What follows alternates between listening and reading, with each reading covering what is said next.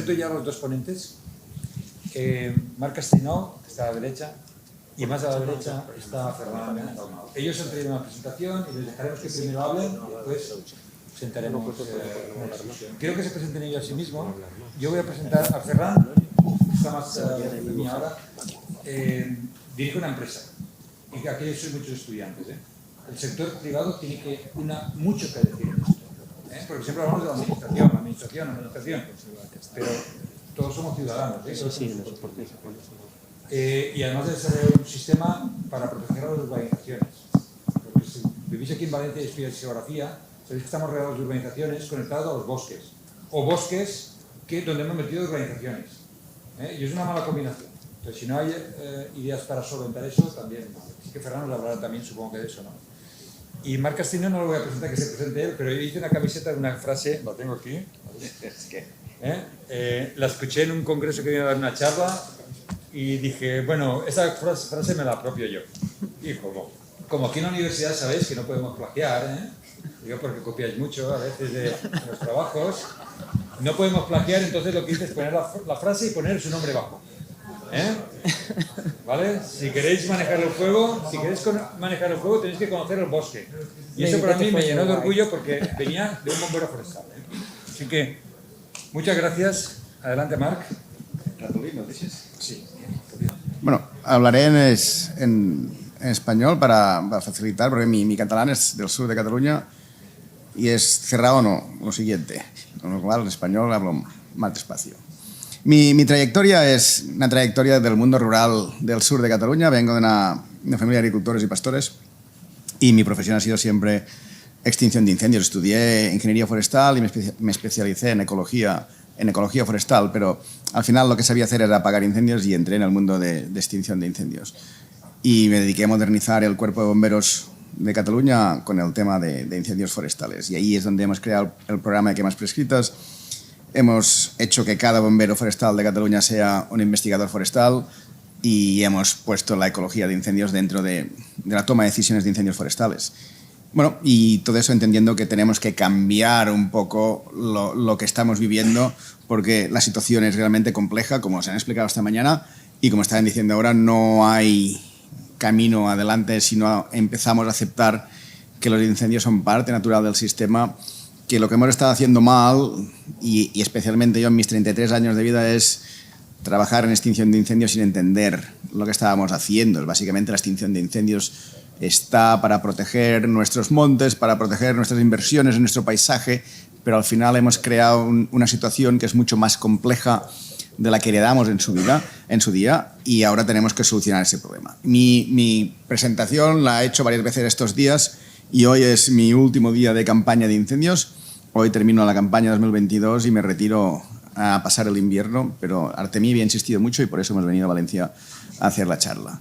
Pero ya empezamos la campaña un día 2 de febrero del 2022. Cuando yo empecé en incendios las campañas eran de 3 meses, ahora son casi de 10 meses. Y necesitamos ya un poco de reposo después de este estrés de 2022. Mi título de la charla es Game Over. Es decir, ya está, ya no hay más allá. Y os lo digo como máximo responsable de extinción de incendios forestales en Cataluña y parte de todo el proceso de asesoría y de análisis en la mayor parte de los incendios a nivel europeo y a nivel de Sudamérica y Norteamérica.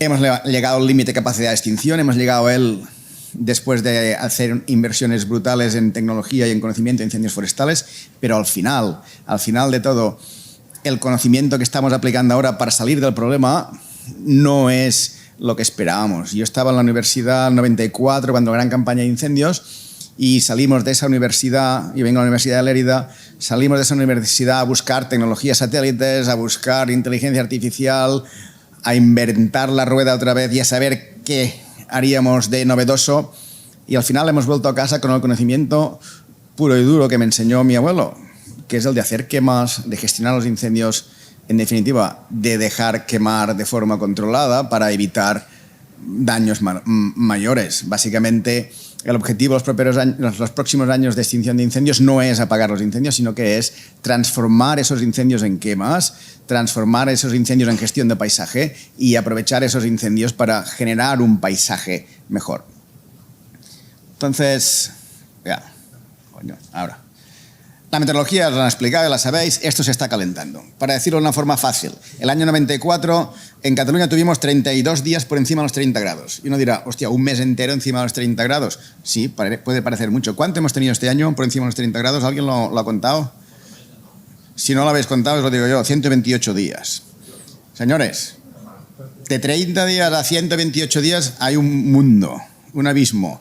Pero uno dirá, ¿ha hecho mucho calor? Sí, pero ¿y para ese árbol que está arraigado en esa ladera qué? Ese árbol está recibiendo los mismos o menos ingresos que los que recibía en el 94, pero para vivir tiene que gastar 4 veces más. ¿Es sostenible? No. ¿Cómo se traduce eso? Pues en un bosque estresado. ¿Y ese bosque estresado qué va a hacer? Va a quemar mucho mejor. Eso se mueve solo. Y no solo eso. Nos está enviando un mensaje poderoso. ¿Cuál es el mensaje? Lo han dicho antes, que el bosque que tenemos y el paisaje que hemos conocido se va. Se va porque no puede seguir viviendo en el clima actual. Con lo cual, si un bosque es una economía marginal y la única manera de crecer en una economía marginal es ocupar el espacio del que va delante tuyo, la única solución es crear agujeros, es gestión, es incendios. Es decir, una universidad es una economía marginal, no hay más plazas que las que hay. Entonces, si uno de vosotros quiere ser catedrático o sacar la plaza de Artemí, ¿cómo lo vais a hacer? Jubilando a Artemí, si no, no hay manera. Pues es lo que pasa en un bosque. Si yo quiero ocupar el espacio de la encina que tengo delante mía, la encina tiene que morir. Por edad, por plaga, por viento, por nieve, por fuego. Entonces, la paradoja es esa. Y han explicado la paradoja de la extinción, la explicaron en el Biswell en California, diciendo que cada vez que apagamos incendios estamos reduciendo el número de incendios, pero haciendo eso estamos acumulando más combustible y al acumular eso garantizamos que el próximo incendio, cuando lo tengamos, aunque menos frecuente, va a ser más intenso. Es decir, apagar incendios fabrica incendios más intensos. Está claro. Lo hemos aceptado, pero lo que tenemos que aceptar ahora es que nuestros bosques van a cambiar con el cambio climático y lo van a hacer con una oleada de incendios. Y esta oleada de incendios va a ser tanto más intensa cuanto más nos neguemos a aceptar que esto tiene que pasar. Y esta es la gran realidad que tenemos ahora. O sea, hemos creado unas expectativas que no podemos sostener. Y nosotros, el mundo de extinción de incendios, al cual yo represento, lo decimos claro, no, e insisto en el no con mayúsculas, queremos más medios de extinción. Queremos gestión de paisaje para fabricar un paisaje donde sí sea posible hacer extinción, es decir, sí sea posible decidir si quema esto o no quema, no como ahora, donde no podemos decidir si una cosa va a quemar o no, simplemente es un juego de azar, es una ruleta rusa, a ver si hay las condiciones ese día en que pueda yo hacer algo para evitarlo o no, tendré que evacuar, tendré que sacar gente, voy a perder. Estamos perdiendo. En los años 80 diseñamos un sistema de extinción para proteger a los bosques con la mejor de las intenciones. En los años 2020, ese sistema de extinción no protege bosques, defiende casas e infraestructuras contra los incendios que arden en nuestros bosques que ya están descontrolados a nivel de carga de combustible. Y ese proceso no es un proceso de pérdida, que es como lo vive la sociedad. Es un proceso de renovación de un paisaje para adaptarse a una nueva condición climática. Y nosotros, diciendo que vamos a ayudar a nuestros bosques a adaptarse al cambio climático, estamos haciendo es negarle la capacidad dinámica de evolución y adaptación. Entonces, ese es el tipo de mensaje que tenemos que entender. Os pongo un gráfico. Igual me lo habéis visto 25 veces, pero este gráfico lo hicimos en el 2009 y lo hicimos pensándonos, wow, estamos viendo cosas nuevas, pero después, con el tiempo, ese gráfico tiene otras realidades. Es un gráfico, el eje vertical es energía, kilovatios por metro que emite el bosque, que quema. Y veis que puede llegar a los 90.000 kilovatios. ¿Veis una línea roja que son los 10.000 kilovatios metro? Esos 10.000 kilovatios metro de intensidad de frente de llamas es el límite de supervivencia. Es decir, más de 10.000 kilovatios metro, mi gente, equipado con todo el EPI de extinción de incendios forestales, va a tener quemaduras de 2.º grado en la piel. Más de un minuto esa radiación va a morir. O sea, Incendios de más de 10.000 kilovatios por metro no son posibles apagarlos por mucho que tengamos todos los medios del mundo. La Unión Europea puede decir, vamos a cuatriplicar los medios de extinción. Perfecto, pero lo que vas a hacer es gastar dinero, porque no vas a poder hacer más. Porque a no ser que tengamos un ejército de cyborgs, pero que yo sepa, todo el tema electrónico resiste mucho menos que el humano al tema de intensidad. Entonces, ahí ese gráfico te dice, ¿los incendios tienen capacidad de superar nuestro límite de supervivencia? Sí. Pero fijaros que hay diversas líneas. La línea más alta depende de que quemen 30 toneladas por hectárea, 3 kilos por metro cuadrado. La primera línea por debajo de los 10.000 kilovatios metro es la línea de los 10 toneladas por metro cuadrado, 10 toneladas por hectárea, 1 kilo por metro cuadrado. Es el peor episodio de incendios en Australia en el 2009, donde mueren 173 personas. El del 2019 fue peor. Pero bueno, sirve el ejemplo por el hecho de que en la peor de las condiciones meteorológicas registradas en Australia hasta ese momento, donde se dieron 90.000 kilovatios por metro, si hubiésemos tenido 10 toneladas por hectárea de vegetación, ese incendio hubiese podido ser apagado. ¿Es culpa del cambio climático? El cambio climático hace posible, pero la culpa es de la carga de combustible que está ahí en ese monte, que puede ser liberada. Si no hay carga, por mucho cambio climático, no hay ese incendio. Y eso es cuando uno dice, el político le va muy bien el cambio climático para refugiarse, no podemos hacer nada porque es cambio climático. No, señores. Lo que está pasando es consecuencia de las políticas de territorio y paisaje que hemos acumulado en el último medio siglo, y el cambio climático lo hace visible, de forma evidente, pero no es el responsable de lo que estamos viendo. Yo no sé. Aquí. Esto es Cataluña el 2021. Tenéis dos distribuciones. El gráfico es un poco críptico, pero básicamente fijaros en las distribuciones. Tenéis la distribución de una línea azul y una distribución naranja. Son las distribuciones de las intensidades esperadas versus las observadas reales. Fijaros que las esperadas tienen una media en los 3.800 kilovatios metro. Bien, está dentro de la capacidad de extinción. Pero realmente lo que vimos, la media está sesgada hacia los 8.300 kilovatios metro. Es decir, muy corto, muy cerca de los 10.000 kilovatios, que es nuestro límite. Y ese sesgo se debe a que nuestros incendios están empezando a ser piroconvectivos de una forma consistente. Es decir, tenemos pirocúmulos y eso está generando mucha más intensidad. ¿Qué es un pirocúmulo? Pues, bueno, entre muchas cosas se puede decir que es el proceso por el cual el incendio modifica la meteorología. Joder, con el... Sí, ya. Dame el teclado. A la vera. ¿Qué quiere decir el pirocúmulo? Pues esto es un pirocúmulo, para los que no lo habéis visto nunca. Es una nube de tormenta generada por la condensación de agua encima del incendio, que el incendio, cuando tiene suficiente energía, permite romper esa capa de estabilidad, la capa límite atmosférica, y generar esa nube de tormenta que crece, y cuando el incendio no tiene suficiente energía, la nube baja. Y uno me dirá, bueno, ¿y qué? ¿Qué quiere decir?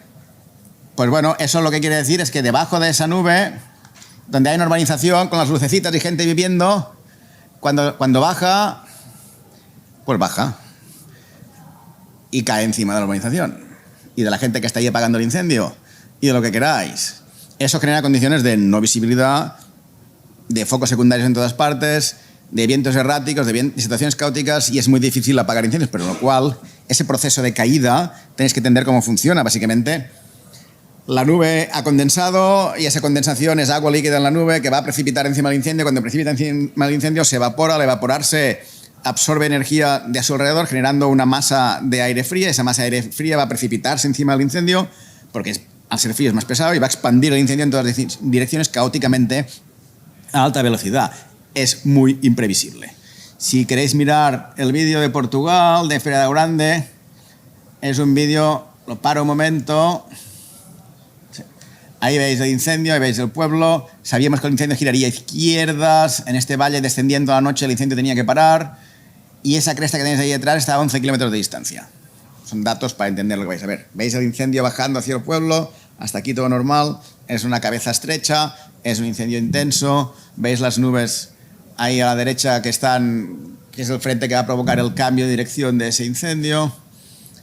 Un cambio de dirección es pasar de una cabeza estrecha a una cabeza muy ancha, con lo cual es un aumento de intensidad. Ahora veis ese aumento de intensidad. Bueno, hasta aquí dices, bueno, el incendio se ha descontrolado. Pero ahora bien, lo que no habíamos visto hasta ese momento. Fijaros, esto es la parte baja de la nube. Nosotros los bomberos llamamos plano neutro. es donde se concentran la mayor parte de gases de esa columna, y ahora vais a ver que ese plano neutro empieza a descender, a descender, a descender, a descender, a descender, hasta que toca suelo, se levanta y lo ha encendido todo. 11 kilómetros. Ahí, en ese momento, el incendio avanzó a 4.000 hectáreas hora. 4.000 hectáreas hora. Hemos visto fenómenos de estos como en octubre en Portugal también, que tuvimos 14.000 hectáreas hora, o en Chile, que tuvimos 8.000 hectáreas hora, en California, que tuvimos picos de 11.000 hectáreas hora. Bueno, este es el tipo de incendios que se generan cuando tienes un paisaje no gestionado y un cambio climático. Cuando las dos cosas se suman, aparecen ese tipo de fenómenos. Y eso, contra eso no podemos trabajar. Contra eso no podemos trabajar. ¿Y eso qué quiere decir para los cuerpos de bomberos? Pues puede decir cosas muy diferentes, pero básicamente hay que entender que para nosotros, aparte que esas condiciones son muy difíciles de trabajar, y uno dice, bueno, es que con incendios tan rápidos, con tanta carga de combustible, es muy difícil apagar los incendios. Sí, con estos fenómenos más. Pero encima, este año hemos empezado a ver fenómenos de vorticidad o lo que se llama procesos de tornados horizontales encima del incendio, que es debido a las altas temperaturas, debido a que el suelo, ya no solo la vegetación está seca, sino el suelo está caliente, la atmósfera está mucho más caliente de lo normal. Hemos empezado a ver procesos de ensanche. Hasta ahora los incendios tenían la capacidad de avanzar en una dirección tirando saltos de fuego por delante, los focos secundarios. Pero ahora hemos visto otros fenómenos nuevos. Y estos fenómenos nuevos, aunque anteriormente ya los habíamos visto a pequeña escala, este año los hemos visto a gran escala. Y tenéis un vídeo que es relativamente fácil de entender, donde veis, este es el incendio, moviéndose, es el flanco del incendio, ahí es donde nosotros vamos a trabajar para apagarlo. Y ahí veis la cabeza que se va en esta dirección, pero veis que aparecen focos secundarios en el flanco. Estos focos secundarios van a empezar a correr hacia el incendio, lo cual hace muy difícil que el sistema de extinción flanquee el incendio, que es lo que hasta ahora hacíamos. Cuando he puesto la primera imagen de esto se acabó, señores, es game over, es porque hasta ahora, aunque los incendios corrían más y eran más intensos, seguíamos avanzando con bulldozers, con contrafuegos, con medios aéreos, seguíamos construyendo la carrera armamentística de los incendios por los flancos hasta estrechar esa cabeza. Pero ahora han empezado a aparecer estos focos secundarios laterales, y no uno ni dos. Ahora vais a ver. Ahora vais a empezar a ver, ¿ves ese giro que está haciendo la columna arriba? Va cargado de pavesas. Eso es un horizontal rolling vortex, o un vórtice horizontal, que se genera de forma transversal, paralela en los flancos del incendio y por delante. El de delante era conocido, los laterales eran puntuales, ahora son permanentes. Pero esto tiene un efecto de obsolescencia sobre el sistema de extinción. Y lo vuelvo a repetir, obsolescencia sobre el sistema de extinción. Programado o no, ahí está. Ahora vais a ver el resultado. ¿Recordáis de esa lluvia de focos secundarios? Ahí los tenéis. Y ahora vais a ver cómo evoluciona. Todo esto es una superficie en fuego corriendo los laterales del incendio hacia dentro del incendio, porque el incendio está sembrando y succionando al mismo tiempo. Y eso es una barbacoa, más que un incendio. Contra esto no se puede. Y si alguien sigue diciéndoos, quiero más métodos de extinción, una, no tiene ni idea, dos, está mintiendo, tres, él no se va a poner allí. Y encima va a culpar al territorio y a todo Kiski porque no han podido apagar el incendio. Pero eso, por mucho que digamos que el fuego es natural, este no es natural. Este lo hemos construido entre todos. Hemos creado que nuestra solución ha llegado al límite de obsolescencia por incapacidad de aceptar, de entender y sobre todo de aceptar el conocimiento científico vigente. Seguimos aceptando la esperanza de que aparezcan héroes y nos saquen del atolladero. No, señores, esto se va a hacer más profundo. Y nosotros, los teóricos héroes que habíamos de sacaros del atolladero, decimos que no vamos a venir a vuestro rescate. No podemos. ¿Vale? Si no fabricáis paisajes que sean gestionables, de ahí no salimos. Este proceso ahí lo veis un poco mejor. Esto es un horizontal rolling vortex en un incendio de 10 hectáreas sembrando de focos secundarios. Esto, verlo en incendios de 1.000 hectáreas, 2.000 hectáreas, dices, vale, hay energía suficiente, pero en 10 hectáreas ya empezamos a ver eso. Pues señores, no hay vuelta atrás en este sentido. ¿Y esto para el bombero qué quiere decir? Pues ahí tenéis el vídeo de un pobre bombero francés flipando. ¿Por qué? Porque está en una carretera donde hay una faja de 50 metros gestionada según los cánones oficiales de gestión forestal, esperan un frente de llamas que llegue a la faja y 50 metros antes de la pista donde él está, de la carretera donde él está, ese frente se frene porque hay menos carga de combustible. La teoría que todos sabemos. Pero claro, ese frente que llega no es un frente normal, es un horizontal rolling vortex. Y lo que hace es sembrarlo todo de fuego y generar una superficie en llamas donde no hay ese combustible. Y ahora lo que veis de cristal es la aspersión del camión de bomberos que está regando el camión porque el camión está a punto de quemarse. Y el bombero que está rezando a su madre, básicamente. Veis que es esa carretera en que se ha convertido. Es una superficie en llamas, no un frente de llamas. Ahí ese es el pobre bombero, que está sudando. ¿Vale? ¿Todo esto por qué pasa? Pues simplemente porque hemos generado un sistema de ventilación forzada en nuestros incendios. Ni más ni menos. Esos son sondas que nosotros hemos tirado en nuestros incendios y son diferentes columnas con diferentes alturas. Veis que la primera columna tiene unos 1000 metros de altura y la última tiene unos 8000 metros de altura. Ahí en ese perfil de ascenso de nuestras sondas dentro del incendio, lo que veis es la velocidad del incendio, la velocidad de la columna, de la corriente ascendente. Hemos llegado a medir hasta 60 kilómetros por hora de viento ascendente y sabemos que puede dar más. Pero claro, 60 kilómetros de viento ascendente encima de la columna es un venturi perfecto que succiona en superficie y está generando corrientes equivalentes para alimentar esa succión, y eso es lo que hace que el incendio altere su comportamiento y básicamente, como que hay una columna que está succionando por la parte baja, los vientos van allanando, y esos vientos allanando son los que crean el cruce de dos corrientes de viento, que es lo que crea la vorticidad, y esa vorticidad es lo que crea los mares de llamas. Pues bueno, hemos fabricado la combinación perfecta para estos fenómenos. La única manera de eliminar estos fenómenos es sacándole combustible a esa turbina, es sacándole energía, y eso es gestión. Sin gestión, nosotros no vamos a apagar esos incendios. Si sacamos energía con gestión, nosotros podremos apagar los incendios clásicos y seguir garantizando el paisaje. Con lo cual, la idea de paisaje, de Red Natura 2000, de espacios protegidos y de calidad ambiental y biodiversidad en este país se sustentaba en la falsa idea de que los incendios eran controlables. Pero esa falsa idea de incendios controlables ha fabricado las condiciones que hace caer toda la planificación y esperanza sobre ese paisaje. Señores, tenemos un problema. Y ese problema o lo aceptamos, y el conocimiento científico que os han explicado aquí lo sustenta, es lo que os estoy argumentando, o nos vamos todos al garete y nuestro paisaje sí o sí va a quemar. El problema es si lo va a hacer poco a poco con una intensidad o lo va a hacer de una tacada en altísima intensidad. Pero estos procesos garantizan eso. Y fijaros en el gráfico de abajo. El gráfico de abajo lo único que está diciendo es que cuanto más alta es la columna, más humedad tiene encima, y las columnas más altas son las más húmedas, las que generan agua y que generan esos fenómenos de piroconvección que os he enseñado. Estas más altas son las más rápidas. O sea, no, las cosas están muy claras. Y ahí tenéis un gráfico de velocidad de propagación, de velocidad vertical de la columna en función de la intensidad superficial de las llamas, y 5 kilovatios por metro, 10 metros por segundo verticales, 20 kilovatios por metro, estamos en los 15-20 metros por segundo verticales. Los 50 kilovatios por metro cuadrado están dando 70 metros por segundo verticales. Eso es pedrado grande, 162 kilómetros por hora. Al final, al fin y al cabo, otra vez, el proceso de piroconvección depende única y exclusivamente de la cantidad de energía que está reportando la base de esa columna, y esa cantidad de energía depende única y exclusivamente de la energía acumulada en nuestros montes. O lo gestionamos poco a poco con herbívoros o con fuego, o lo vamos a gestionar de una tacada a gran intensidad. Y esa es la gran conclusión. Y al final, un gráfico, y ahí lo vamos a dejar en el tema de datos. Eso es del año 2021 en Cataluña, y lo que relaciona es la energía convectiva de la atmósfera, o lo que es lo mismo, la velocidad vertical de ascenso en esa columna del viento, con el número de veces que la velocidad de un incendio observada es superior a la velocidad del incendio esperada. Hasta 20 veces más corren los incendios en realidad de lo que sería normal que ocurriesen con las condiciones que tienen. Es decir, hasta 20 veces más mejora el incendio sus condiciones para quemar cuando tiene energía para cambiar esa atmósfera que le envuelve. El incendio genera sus propias condiciones.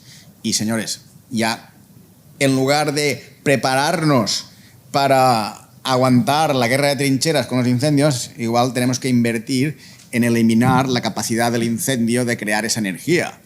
Es decir, en eliminar qué es lo que alimenta ese incendio, porque si no, no tenemos capacidad de enfrentarnos a él. Y básicamente esos son vídeos de este verano pasado. Este es muy bonito porque al final este es el impacto de Pont de Vilomara contra... por fin tienes el vídeo, ¿eh? Del impacto del Pont de Vilomara. Y fijaros en el detalle del helicóptero que os va a enseñar ahora, que yo le dije, fílmame el frente, porque fijaros cómo está girando la columna, ese vórtex que está girando, pero ese frente de llamas que tendría que ser una línea de fuego quemando a alta intensidad hacia la urbanización, el detalle de la cámara de helicóptero os va a enseñar lo que es. No es un frente, señores, es una superficie extensa en llamas, como podéis ver ahora.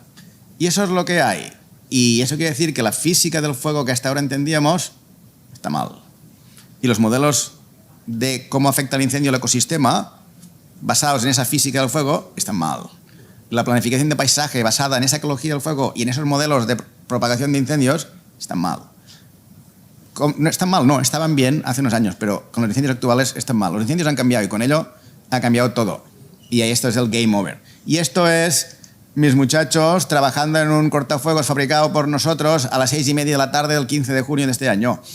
Bueno, a las 6:30 de la tarde de un día de junio hay una luz importante. Pues bueno, ya veis dónde estamos. Básicamente, un último mensaje. Ahí veis una simulación de un incendio de 90.000 hectáreas en el sur de Cataluña. Un incendio muy factible con todo el tema del cierzo en el Valle de Ebro. Pero, paralelamente, veis un incendio histórico del año 2019, Torre del Espanyol, con 6.000 hectáreas quemadas. Ese incendio lo apagamos, pero aceptamos que teníamos un límite de capacidad de extinción. Entonces, lo que hicimos es cortar el incendio en ese punto de aquí y en este punto de aquí. Y haciendo eso, nos garantizamos que el incendio no crecía el día siguiente de derechas, pero lo que hicimos fue acompañarlo hasta aquí arriba. Y diréis, ¿y por qué coño acompañasteis el incendio y no lo matasteis cuando podíais? Pues que, bueno, porque con este incendio de 6.000 hectáreas ganamos protección de un incendio de 90.000 hectáreas los próximos 20 años. Eso es gestión de incendios. Eso es utilizar el incendio para fabricar paisajes resilientes. Y eso hace que nosotros como bomberos empecemos a pensar, en lugar de defensivamente, en qué es lo que podemos pensar creativamente, en qué paisaje podemos generar. Porque el incendio de mañana es consecuencia de cómo gestionemos el paisaje hoy. Y eso es lo que hemos aprendido en 40 años. Con lo cual, apagando los incendios hoy, estamos condicionando el incendio que tenemos mañana, a mejor o a peor. Entonces hay una oportunidad más que una fatalidad en ese proceso de cambio climático. Pero todo dependerá si nosotros, como sociedad, nos lo miramos como conservadores o como creadores. Y en este momento, si somos los que apostamos para crear el paisaje de mañana, como generación nos podemos redimir un poquito del desastre que vamos a dejar. Si seguimos a apostar por defensar los privilegios adquiridos de ayer, lo vamos a perder todo. Entonces, mis bomberos están recibiendo casi 150 horas de formación en ecología forestal. ¿Por qué? Porque son los que tienen que decidir qué hacer con los incendios. Y queremos que transformen los incendios en esto. Queremos que pasen de ser gente que ataca las llamas a ser gente que pastorea las llamas. Y es la única oportunidad que tenemos.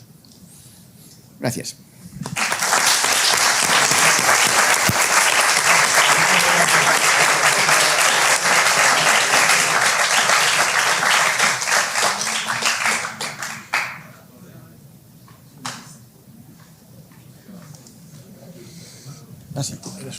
Passi pel Vicent.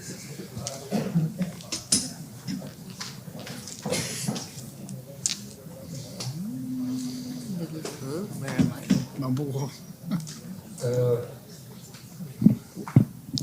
Bueno, tenemos unos minutos si queréis hacer alguna pregunta. Si no os ha quedado bastante claro, ¿vale? Por si alguno se ha dormido y no le ha quedado claro. ¿Vale? Fijaros el cambio de paradigma tan grande, ¿eh? Pero es porque lo tenemos que cambiar porque está cambiando completamente nuestras condiciones ambientales. Y eso creo que es una muy buena lección para todos los que estáis aquí, que sois muy jóvenes y tenéis en el futuro que gestionar los territorios. Os tenéis que adaptar a cómo se vaya cambiando el territorio, el paisaje. Sí, si queréis una visión mía de hace 30 años ya, el primer día que estaba sentado en la universidad, yo venía a la campaña del 94, donde había perdido 4 compañeros en el fuego en Aspe, y en un accidente de helicóptero en esa misma campaña habíamos perdido otros 2 compañeros. O sea que veníamos nosotros muy tocados de esa campaña de incendios y habíamos estado trabajando mucho y habíamos perdido casi 80.000 hectáreas en el 94. Fue un desastre en el todo el litoral mediterráneo. Y mi primer día de clase aparece un profesor nuevo que me viene en pantalón corto, se llama Domingo Molina, y me entra en la clase y dice: aquí os vamos a enseñar no a apagar incendios, la asignatura de incendios forestales en la carrera de ingeniero de montes.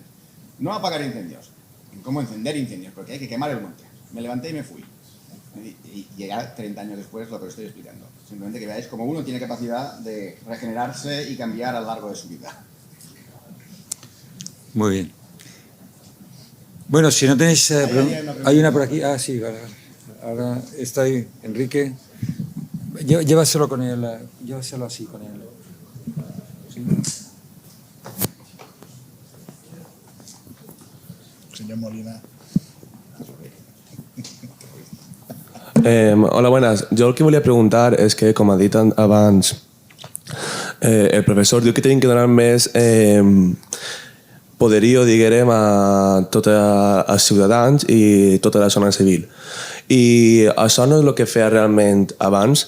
I, per exemple, en lleis de protecció de parcs naturals que jo puc veure a la meva zona, com aquest ha empitjorat l'estat del bosc, per exemple. Jo soc de Gata de Gorgos, que està al costat del Montgó, ahí en la zona de Xavi i Dénia, i veiem com aquest paratge va ser dominat parc natural i veiem com en els últims anys han tingut diversos incendis que abans no passaven en gran mesura, perquè abans podien anar molts homes i anaven a pasturar els seus xicotes rebanys, anaven i tots aquests acabaven tot en el pasto en gran part de la prosa, i això ajudava un poc a mantindre tot l'estat normal. També tenien moltes persones que anaven per herbes naturals, per a fer-se infusions. També tenim que el meu poble a Gata es treballa molt el tema de la llata, anaven al Montgó a poder aconseguir-la. Ara mateix està en protecció i, doncs clar, tota aquesta neteja que feien abans moltes persones, ara en les lleis del parc natural no es poden tocar, no poden pasturar, no es poden, diguem, fer una petita neteja i la qual ajuda i beneficia les dues parts, perquè ajuda i beneficia les persones que aconsegueixen un recurs per al bosc i al mateix temps ajudem al bosc a que tingui una major neteja i una major estabilitat. Gràcies. Sí, aquest discurs és el discurs a tot arreu. Tenim clar que més protecció del territori porta més incendis al territori perquè hi ha més càrrega de vegetació al territori. El problema és que tenim una societat que és asimètrica. És a dir, no hi ha impacte de les decisions que prenen al món urbà, el món urbà no rep l'impacte de les seves decisions, que sí que impacta sobre el món rural, que perd usos del territori i apareixen incendis. I llavors la reacció del món urbà amb aquest món territorial que ha tingut un incendi és encara més protecció i més inversió en extinció, el qual és garantir incendis més grans. Hi ha prou informació ara en aquests moments damunt de la taula, científicament, per corresponsabilitzar els que han pres decisions sobre augmentar la protecció del territori de l'aparició d'aquests grans incendis. I aquest és un camí que hem de recórrer si volem realment arribar a una solució en aquest aspecte. L'altre tema és que el món de l'extinció està evolucionant i a l'evolucionar el que està fent és garantir la integració de la presa de decisions molt més socialitzada dins de l'extinció. Ara, en aquest moment, el món de l'extinció pot oferir a la societat que triï quina és l'estratègia d'extinció. Ja sabem quin incendi tindrem, ja sabem com serà. Ara, la solució la podem acordar, la podem ficar, i hem fet experiments i comencem a aplicar aquest tipus de presa de decisions dels incendis, en la qual l'estratègia que s'aplica és la que s'ha consensuat amb la societat, en la qual se corresponsabilitza la societat del resultat final de tot això. I aquest és una mica el camí que anem fent. És a dir, si tu vols protegir una part del territori, garantixem que podré fer extinció el dia que tinguis un incendi. O si no, accepta que allò es cremarà no per una fatalitat, sinó perquè les decisions que has pres tu, com a ciutadà, porten amb aquest incendi. I quan tu comences a fer responsable a la gent del que passa al territori, les decisions comencen a canviar. Perquè les decisions que protegeixen i creen aquest desastre són decisions que imposen alguna cosa però no assumeixen la responsabilitat del que imposen. És a dir, jo dic que no toquis aquest territori però si es crea no és culpa d'aquell d'allà. No, perquè jo només estic ple de bones intencions sobre aquest territori. No, tu ets el punyetero responsable de que això cremi així i has de respondre per aquesta responsabilitat. I si no, prenen decisions diferents. I aquest és el camí que estem agafant, perquè ara tenim coneixement per a fer-ho i tenim eines de simulació per justificar-ho. I cap aquí s'entenem. Comento una cosa, molt content que els estudiants pregunteu. Així conozco millor els professors. Però comente una cosa. La Junta Gestora del Parc del Montgó són agricultors i pastors, ja? Cap. No n'hi ha cap. Claro. Partim de base. Bones, jo no sóc estudiant, sóc bomber forestal. Marc, volia fer-te una pregunta molt clara. Així han estat antes els tècnics o polítics responsables, bla, bla, bla, bla, bla, bla, estem farts d'escoltar-los i avorrits. Esta gent... Los botes també o no? Los botes també o no? Bueno, vaig a reservar-me. No, perquè part de la nostra... Bueno, a vegades sí, i després et veus desenganyat, no? Perquè porten la pegatina eco. Bueno, dit això, volia, des del món forestal, de bomber forestal, des del món rural, perquè visc a un poble i ha viscut molts anys també a Vistebé al Maestrat i he treballat per allí, pel Penyagolosa. La gent està farta de lo que tu has dit. La gent del Mongol, dissabte estava en Mongol, a l'ermita del Pare Pere, tota aquella zona està tota... No hi ha interfàs, allà hi ha un arborisme enorme i allí està. Es va cremar un tros, està tot abandonat. Vaig estar el dissabte passat per allí. Bueno, tota la pista aquella. Bueno, pues, dit això, què puguem fer la societat, el bomber forestal normal que en els foros i estem farts de dir-ho als nostres tècnics, què pot fer el ciutadà de a peu, l'estudiant, per a que aquestes persones, aquests gestors, facin cas a l'àmbit rural, des de l'agricultor o al llaurador, al ramader de la zona, per a fer aquest mosaic que has dit tu, per a poder tindre un paisatge preparat per a lo que ens ve. Gràcies. És una feina molt complicada aquesta, perquè bàsicament el món rural som molt poquets en contra del món urbà, però bàsicament has de fer servir el coneixement per imposar criteri. Aquest estiu jo vaig sortir a Catalunya Ràdio, a RAC1, una emissora de les principals de Catalunya, i em van preguntar sobre els incendis i al final vaig dir, mira, el que no pot ser és que per protegir, tots volem protegir la tortuga mediterrània, però ficant exemple, no pot ser que per protegir un individu de la tortuga mediterrània fiquem en risc 200 individus, que és la població de tortuga mediterrània al massís del Garraf. I això és el que han fet aquest estiu. Van dir, han de fer gestió forestal amb aquesta parcel·la. No perquè hi ha tortuga. Home, perquè si no la fem, aquí no tenen capacitat d'extinció. No podem fer gestió perquè pot morir una tortuga. Vale. Precisament va començar l'incendi i venir la parcel·la. Van cremar les 400 hectàrees. Van morir, això són 48 tortugues, una cosa així. Oh, és una desgràcia. No, una desgràcia no. Ara ens veurem als jutjats. Senyor, tu ets responsable directe de la mort dels 48 tortugues i de ficar en risc tot l'altre personal. A part d'això, atrapament de bombers amb un incendi. 8 bombers que van sortir al Cantó Enduro. És necessari això? La faixa de la pista hi era? No, perquè clar, la sumereta que està viu aquí, que no sé què... Senyor, homicidi imprudent. Quin tècnic ha sigut tu i tu? Pues a fiscalia, però homicidi imprudent amb tentativa de primer grau sobre 8 bombers. I és l'única manera que tenim de sortir, perquè si no, el món urbà ens imposa un decorat estàtic i ens culpa de la pèrdua de la diversitat, dels incendis i de totes les desgràcies, quan això és conseqüència de polítiques que no som capaços d'aplicar i que venen del món urbà basats en una idea preconcebuda, romàntica i idíl·lica de lo que és els nostres boscos. I l'únic camí que hi ha és aquest, que és el que es deia Lluís, hem de fer valer el coneixement que hi ha sobre com funcionen aquests ecosistemes. I és el que deia jo sobre el món del Covid. O sigui, el món del Covid és un món que m'ensenya moltes coses, però hi havia dues alternatives de solucionar el tema del Covid. Una és més hospitals amb llençols més blancs i coixinets més toves. És qüestió de dir, Déu ho arreglarà això, però l'altre és invertir en una vacuna i vacunar-nos tots. Quina ha portat la solució? Bueno, una vacuna ens ha portat una solució. Més hospitals i més llits i sense vacuna no aporta la solució. Bueno, el món urbà i el conservacionista, que tots compartim exactament el mateix objectiu, que és preservar la biodiversitat i conservar els ecosistemes del dia de demà, creu que si creiem els ells, aquests boscos no cremaran. I si cremen és que hi ha algun culpable. No, la culpa és directa a la teva decisió sobre com gestionar aquest territori. I això és el que hem de fer valdre. Sí, però han de perdre aquesta por i com a món rural ens han de fer valdre. I com a món que té coneixement ens han de fer valdre. I aquí hi ha una aposta brutal de gent amb coneixement que està dient, nois, teníeu raó, la ciència ha fet la seva feina i el mètode científic ha sigut capaç de posar blanc sobre negre i ara s'ha de fer valdre. Per si de llarg, sí, costarà una generació. Fa 30 anys, quan començàvem a baixar dels incendis, vam dir, ui, abans no posis l'acceptació del foc com a eina, l'acceptació del foc com a gestor del territori, canviarà una generació. És una generació. La següent generació farà el canvi. O sigui, bàsicament hem de canviar, hem de fer el mateix que he explicat abans. Hem d'agafar els arbres vells, treure'ls i posar arbres nous. I la clau està en educar una generació nova que tindrà la capacitat de fer aquest canvi.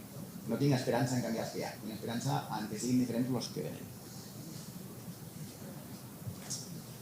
Molt bé. Moltes gràcies. Passe la paraula ara a Ferran. Ferran Dalmau, de l'empresa Medi 21. Jo sempre dic segle XXI. Sí, bueno, aquí estem en el segle XXI, claro, al final... Però bé, Medi 21 treballa en el segle XXI, no hi ha problema. Vull dir que enguany hem complit 21 anys. Bueno, en primer lloc, gràcies per la invitació de la universitat. A més, en esta sala Fuster, que ara que fa 100 anys de l'escriptor valencià, és un plaer estar així.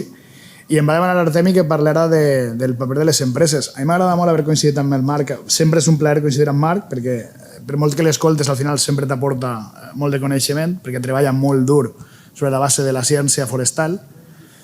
Però per a mi és especialment interessant perquè treballem en àmbits que són complementaris. És a dir, nosaltres com a xicoteta empresa de poble, jo soc de Carcaixent, en la Ribera Alta, i nosaltres el que fem és treballar per a intentar generar escenaris més favorables, perquè el que acaba de descriure Marc, bàsicament, a mi sempre em deixa una conclusió molt clara, i és que molts d'estos incendis només podrem abordar-los si hem treballat abans. Si no hem treballat abans, quan es desencadene aquest incendi, no podrem fer-nos amb ells. Què passa? En una societat en la que per dir que els gats urbans, domèstics, les mascotes, provoquen un impacte ambiental i un impacte sobre la biodiversitat i en seguida se tira damunt una part de la societat perquè has criticado a los gatos, busqueu, els que tingueu Twitter, no me toques a los gatos, com a hashtag en Twitter, ¿vale? I veureu lo malaltets que estem, perquè jo tinc un gat i estime molt el meu gat, però no negue l'impacte que poden tenir les mascotes domèstiques sobre l'ecosistema, és que no té res que veure una cosa i l'altra, per tant, però de seguida és que odies els gats, és que esteu en contra de la biodiversitat, és que el que voleu és que cremi tota la història. Bueno, aquesta foto que veieu ahí és el meu equip, jo estic així avui perquè tinc un equip darrere, som 20 i pico persones ja treballant, gent d'enginyeria, gent del sector ambiental, tenim una delegació en Alcalá de Xivert, tenim una delegació en Callosa d'en Sarrià i tenim una delegació a Carcaixent.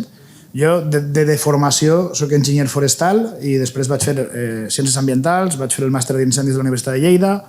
Bueno, bàsicament, me va demanar l'Artemi que plantejara què aportem com a empresa, com a micropim. He de dir que a mi quan em presento com a empresari me fa molta vergonya perquè jo al final soc autònom. Si no treballo no cobre. De fet, ara mateixa vaig tenir que demanar l'alta voluntària perquè me vaig trencar el peroné el 20 de juny i quan me va donar l'alta la meva metge me va dir com se nota que eres autònom, perquè encara m'haver donat més temps de baixa, però el tema està en que tenim que treballar, per tant no tenim res que sustente la nostra activitat i per això sempre m'agrada pensar que és de veritat el que fem, és a dir, nosaltres el que fem és ser honestos. Som un equip multidisciplinari d'enginyeria ambiental i treballem des de l'any 2001, per tant enguany hem complit 21 anys, val? En primer lloc, m'agradaria aportar context i escala geogràfica. Mireu, nosaltres estem ahí, vostè està ahí. Això és una foto de l'Estació Espacial Internacional, vostè està ahí. Per tant, hem d'entendre que el que està passant-nos com a empresa ens passa a un món global. A mi m'agrada molt escoltar a Marc, perquè per desgràcia per a ell, però per benefici de la societat, viatja molt i té una visió de conjunt del que passa al món. Per tant, el que ve és a reforçar allò que nosaltres veiem al nostre petit país i allò que podem veure en el nostre entorn. Aleshores, m'agradaria parlar de quatre conceptes que nosaltres utilitzem tots els dies. Primera, una emergència. Vostès, els més joves que esteu en la sala, sabran que estem en una emergència climàtica. Per tant, hem declarat l'emergència climàtica. Ha hagut una declaració institucional, a escala valenciana i a escala estatal. Estamos en emergència climàtica. Perfecte, estem en emergència climàtica. Això implica gestionar la situació com si fos una emergència. Per tant, primer concepte, consciència situacional. Ara parlarem d'això. Segona, gestió de la incertesa. La diapositiva que ficaré de gestió de la incertesa, Marc ha sigut mestre meu i això me la va ensenyar ell, per exemple. I després parlarem de gestió forestal sostenible, que és el que nosaltres aportem a la societat. Miren, segons el diccionari, una emergència, sigui climàtica, de biodiversitat, social o energètica, és una situació de perill o de desastre que requereix una actuació immediata. Pregunta retòrica. Si eixim al carrer, està actuant la societat com si estiguérem en una emergència? Cada dia, ahir al carrer, la gent està actuant com si hi hagués una emergència climàtica? O importa més qui ha marcat el gol del València o del Barça o del Madrid o de l'equip que siga? Vull dir, realment no estem actuant com si hi hagués una emergència. No vaig a posar aquests vídeos perquè ja l'ha posat abans Marc. Això és el pont de Vilomara. Això és una urbanització a Manresa, al costat de Manresa, en Catalunya. De 200 cases, 70 s'han vist afectades per l'incendi. Algunes d'elles han col·lapsat. Vull dir, l'incendi forestal ja no és un problema exclusivament ambiental, ja és també un problema de protecció civil. Així hi ha hagut gent que ha perdut sa casa. El senyor Jordi Vilalta va perdre sa casa, es va quedar sense casa, era la seva primera i única residència, per exemple. Què aportem nosaltres? Intentem aportar solucions per a que això no passi. Intentem aportar enginyeria i ciència i coneixement per a que això no passi. Per tant, primer concepte, no estem actuant com si estiguem en una emergència. I això per què és? Perquè ens falta consciència situacional. La consciència situacional és un concepte que ve del món de les emergències. Bàsicament passa de la inconsciència, no soc conscient de que tinc un problema en una emergència, comença a ser conscient de la situació, reconec l'amenaça i a partir d'ahí passe a l'acció. Miren aquesta foto. Què veuen en aquesta foto? Dos persones fent-se un selfie. Meravellós. I darrere, què tenen darrere? Un pequeño bicho. En quan es peguen la volta, segurament el regulador anirà a fer punyetes i la fotografia pot eixir moguda i tot. Per tant, fa falta consciència situacional davant d'esta emergència climàtica. Nosaltres som els que estem fent la foto. I el que tenim darrere és la nostra situació mediambiental en els nostres boscos. Per tant, fa falta coneixement per a millorar aquesta consciència situacional. Per què? Molt fàcil. Miren, el nostre rendiment, esta diapositiva està extreta, coses que aportem nosaltres, aportem formació. Esta diapositiva és d'un curs que fem per a la policia local. Les policies locals valencianes o les catalanes o d'altres territoris no tenen formació en incendis forestals. I un incendi forestal és segurament l'emergència més habitual a la que se van a tindre que enfrontar la policia local. Si estem, diguem-ne que en l'eix vertical tenim la qualitat del rendiment i baixa el nivell d'excitació. Si estem massa relaxats, ens entra la son. Jo quan mire cap ahí, portem tot el matí, veus cares de gent que està a punt de pegar la becaeta, per tant, de volta en quan, com que pegar un crit perquè la gent s'excite un poquet i ahir n'hi ha que una miqueta de... Per tant, i si ens en passem de nivell d'excitació, entrem en pànic. Podríem parlar de la ecoansietat i totes aquestes coses que se descriuen actualment i que jo no dubte que n'hi ha gent que pugui viure amb por per aquest nivell d'excitació extrem. El nostre nivell òptim de rendiment està en el terme mig, entre un leve d'estat d'alerta i un poquet d'estrès. En aquest punt intermig és el nostre estat òptim de treball. I després també la societat està passant per aquestes fases, que són les fases del dol, les 5 etapes del dol. Bàsicament, passem de l'estat de xoc, ostres, anem a morir tots, que és l'única veritat absoluta, ja sabem vostès que és que anem a morir tots. Dependrà de com, quan i on. Després passem a la negació. No, el negacionisme és quasi natural. És a dir, moltíssima gent és negacionista no per una qüestió d'ignorància, per una qüestió de comoditat. N'hi ha molta gent que no vol canviar associat al canvi climàtic o altres qüestions, o a la gestió forestal, per una qüestió de comoditat, perquè implicaria canviar la nostra forma de viure i d'estar. Després passem per la frustració, passem per la depressió, passem per la resignació, finalment passem per la decisió i per la integració. I Marc acaba de fer un exercici d'integració. Senyores, game over. Hasta aquí hemos llegado. Els bombers ja no poden més. Per tant, ja està bé de ficar certes decisions ideològiques o, diguem-ne, d'excés de proteccionisme que ens han dut fins a una debacle i fins a un problema greu. N'hi ha que integrar en les nostres decisions el fet de que tenim massa energia acumulada en les nostres muntanyes. La tercera qüestió, la pregunteta, què ens passarà? Jo tinc una xiqueta de 16 anys i, clar, evidentment, el futur que té per davant és complicat. Jo veig així moltíssima gent jove i pense, suposo que la vostra situació no ha de ser fàcil. Per tant, aquesta incertesa és una falta de seguretat o de confiança. No sabem el que va passar. Però és que el problema és que nosaltres sí podem dir el que va passar. I moltes vegades podem dir quan va passar i com va passar. Ja ho hem fet, de fet, en algunes ocasions. El problema és si se'ns escolta i si el que sabem té conseqüències en la societat o no ne té. Esta és la matriu d'incertesa epistèmica que me la va ensenyar el mestre Castellnou i diguem que l'estat del coneixement el podem classificar en 4 grans calaixos. Coses que sabem, és el coneixement.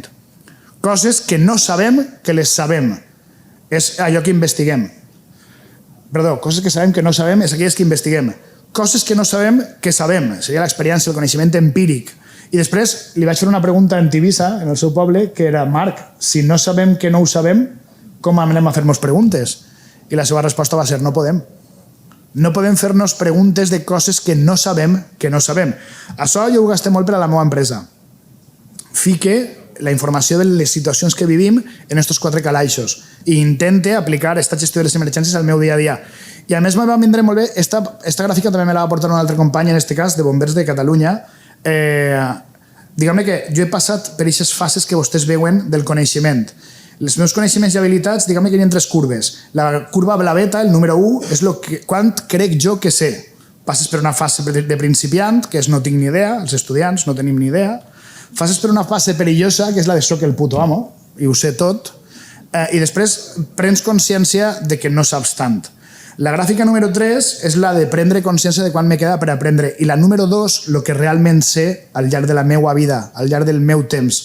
Ser conscient de que som ignorants en molts aspectes te fa que allò que saps ho defenses amb major fermesa. I jo avui estic parlant-los d'això. Miren, algunes dades i alguns fets.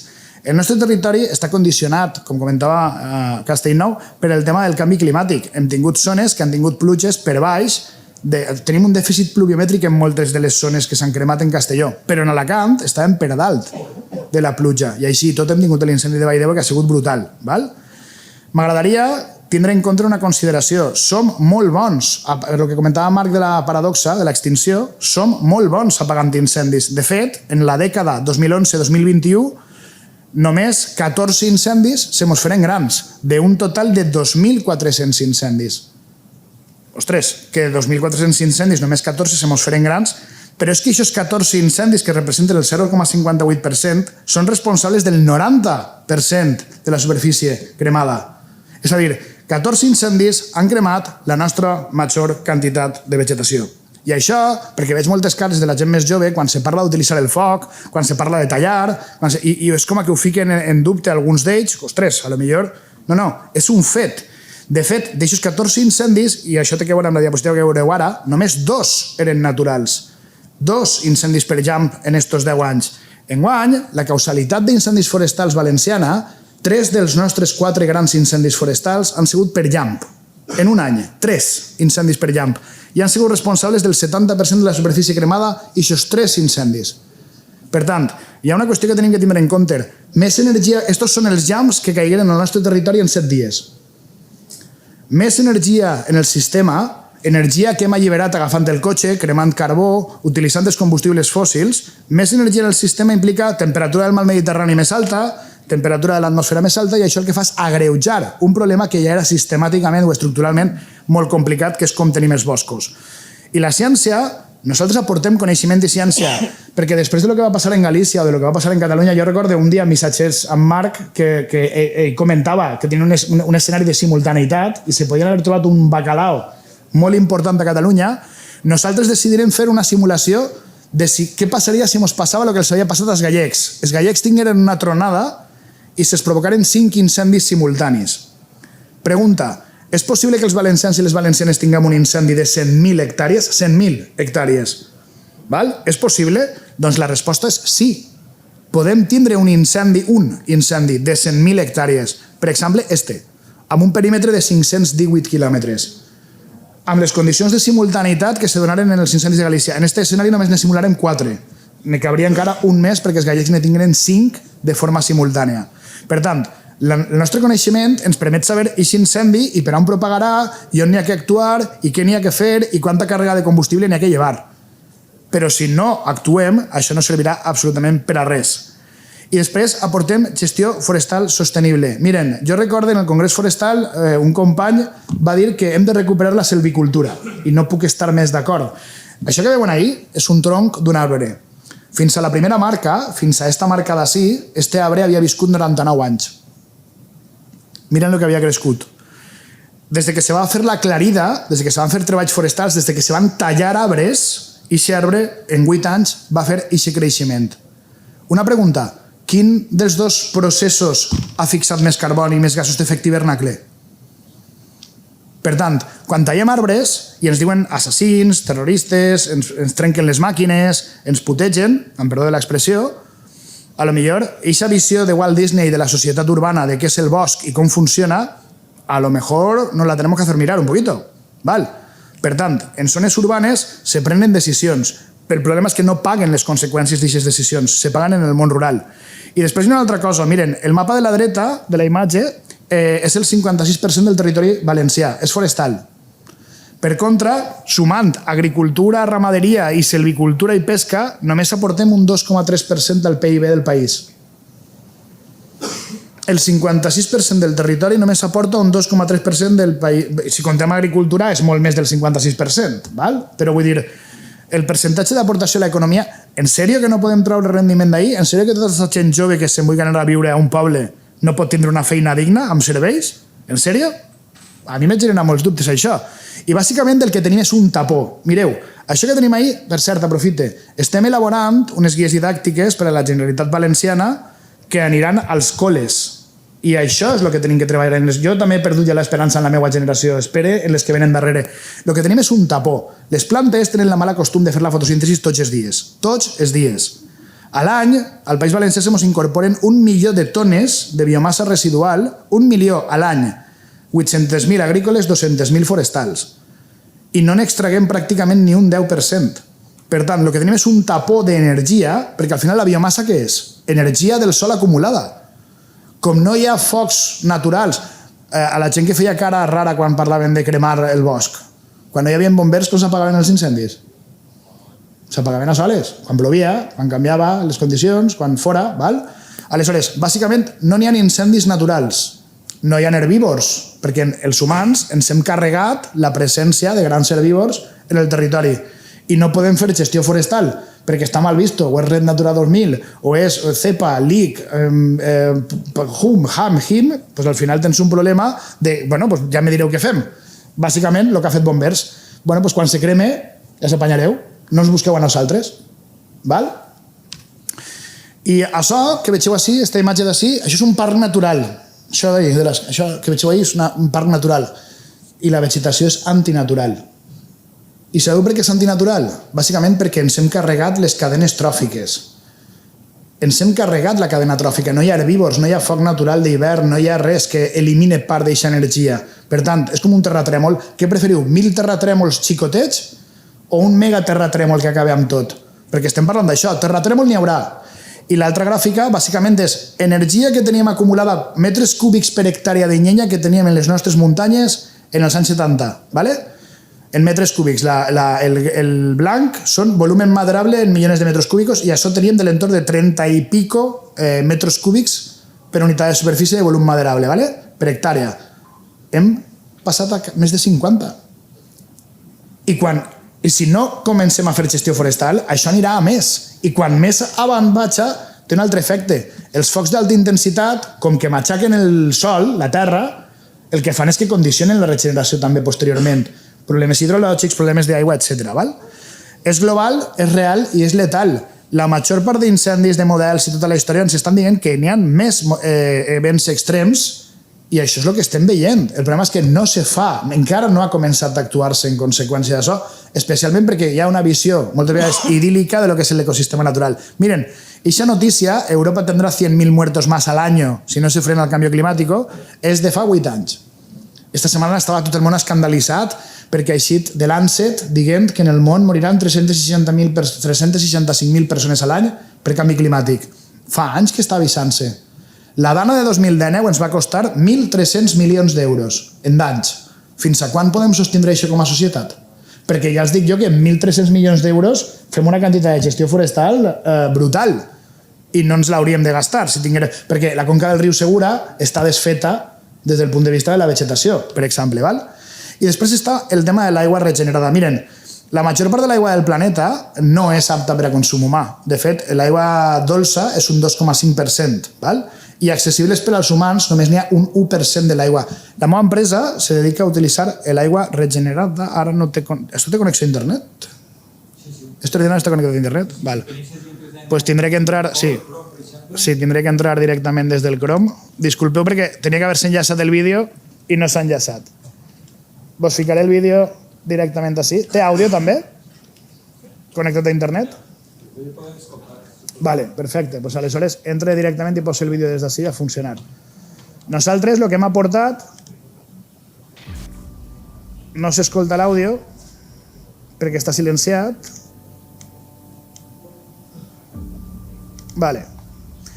Este és un projecte europeu, es diu el projecte Guardian. Si entreu en internet podeu veure la pàgina web del projecte. Bàsicament el que estem fent és en el Parc Natural del Túria, per fi hem trobat un parc natural en el que ens han deixat treballar, hem agafat l'aigua que anava a la depuradora Túria 2 i de l'aigua que les urbanitzacions de Riba-roja i de Paterna tiraven a la depuradora, agafem aquesta aigua, la tractem, li donem un tractament terciari avançat i hem generat una línia de tallafocs verds en els quals reguem. Nosaltres podem regar el perímetre de les urbanitzacions per a generar línies que estiguen ben mantingudes i ben hidratades de forma que generem una línia de defensa. Estos són els companys de Zetaqua que el que fan és definir una franja de seguretat per a que en l'hipotètic cas de que tinguem una situació d'incendi en la zona urbana no bote a la zona forestal o al contrari, un incendi a la zona forestal no arriba a la zona urbana. Una economía circular que de paso pues, se aprovecha pues, para que la vegetación y el medio ambiente se beneficie de ello. Hem estat durant 3,5 anys treballant. Canyada Nord i Canyada Sur en Paterna i en Riba-roja, Masia de Traver i els Pous, que són les zones que hem identificat com a més perilloses en l'hipotètic incendi que podrà produir-se en la Vallesa o en el Parc Natural del Túria. Un espacio natural de alto valor para evitar que se destruya el recurso. Nos da el oxígeno, nos da el agua, nos da el paisaje, nos da productos como la biomasa. Hay una infraestructura detrás que nace en la depuradora Camp de Túria 2. Hace un tratamiento, lo que se llama un tratamiento terciario adicional, para poder utilizar el agua en esta barrera de defensa contra incendios y en otro uso ambiental que tiene con el aporte al embalse de la Vallesa. La infraestructura hidràulica de torres portàtils i de torres fixes contra incendis que ens permetran no sols mantindre aquesta zona en millors condicions, sinó també tindre una protecció complementària en l'hipotètic cas de que succeirà algo que no volem que pase. Podemos garantizar la continuidad demostrando también la cuantificación de los beneficios sociales y ambientales que se derivan de este proyecto. Más de 15.000 vecinos. Este professor és de la Universitat de València, invertint 5,5 milions d'euros. El càlcul que ha fet la Universitat de València, la Càtedra d'Economia de l'Aigua, el grup d'Economia de l'Aigua, és que hem estalviat a la societat 31 milions d'euros. Invertint-ne 5,5 n'estalviem 31. Evidentment, és un càlcul que demostra la necessitat d'aquesta prevenció. Comentava Marc, és que el món rural són poquets. Valencians rurals queden un 8%. Estan en perill d'extinció. Si protegim els links, per què no hem de protegir a la població rural? Per exemple, i donar-los facilitats. I torne a la imatge de la silvicultura. Aquests dos arbres tenen la mateixa edat. El xicotet va conviure amb 9.000 germanets en la mateixa hectàrea. El gran tenia la densitat per hectàrea adequada. Quin dels dos ha fixat més gasos d'efecte hivernacle? I això només s'aconsegueix amb gestió forestal, d'acord? I és el 56% del nostre territori. Podem tindre això, que és un territori sobre el que poder invertir, això és en Alacant, prop de Gata de Gorgos, o podem tindre un cost. Si invertim, obtindrem un rendiment. Si no, ens costarà diners. I aquesta imatge del llamp és l'incendi de Llutxent en el moment d'impactar contra les urbanitzacions de Gandia. Jo li vaig escriure a Marc i li vaig preguntar, Marc, alguna vegada has vist gats morts, parlant de gats, alguna vegada has vist gats morts en un incendi? Gats, un gat que s'ha vist afectat per l'incendi. Va dir, no. Este incendi va matar a 6 o 7 gats en la zona de l'impacte. Això parla de l'agressivitat amb la que va impactar contra les cases. Vale? Què podem aportar? Podem aportar això que veieu ahir. És un vídeo que farem per a la Diputació de València de productes forestals. Podem parlar de bolets, de fusta, de biomassa, de mel, de plantes aromàtiques, de resines. Tot això ho tenim acumulat a les nostres muntanyes. Ara, a quin preu està l'energia? Està caríssima. I per què no podem aprofitar les nostres muntanyes de forma sostenible? Perquè jo me dedique a que puguem treure llenya de la muntanya sempre. Perquè la fusta, la biomassa, és un recurs renovable. I si no se fa una corta a hecho, és a dir, si no s'arrasa allò, podem garantir que hi haurà fusta sempre en el sistema. Però per contra som els mals de la pel·lícula. No ho sé. Miren, estos són números d'un projecte que hem fet per a la Diputació de València. Què aportem? Este projecte l'ha fet el meu equip. Bàsicament, la comarca d'Utiel-Requena se gasta a l'any 6,9 milions d'euros en gasoil, en combustibles fòssils.